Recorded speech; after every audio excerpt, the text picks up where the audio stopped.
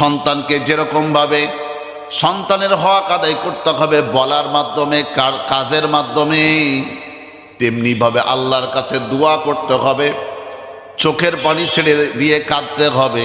সন্তানের জন্য মা বাবারকে দোয়া করতে হবে, আল্লাহ তুমি আমার সন্তানকে হযরতে আবু বকরের মতো তুমি কবুল করে নাও, হযরতে উমরের মতো কবুল করে নাও।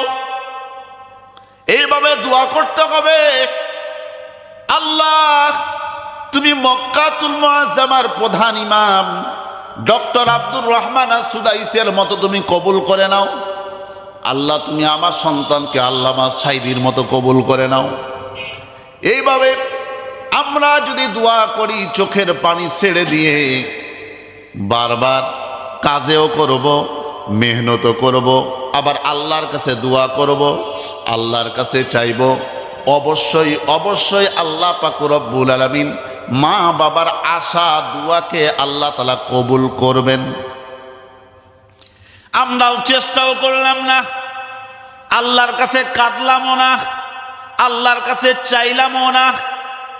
নবী করিম সাল্লাল্লাহু আলাইহি সাল্লাম যেইভাবে রাস্তা দেখায় দিয়েছেন সেইভাবে আমরা কাজ করলাম না, তাহলে ফল আমরা পাবো কেমনে?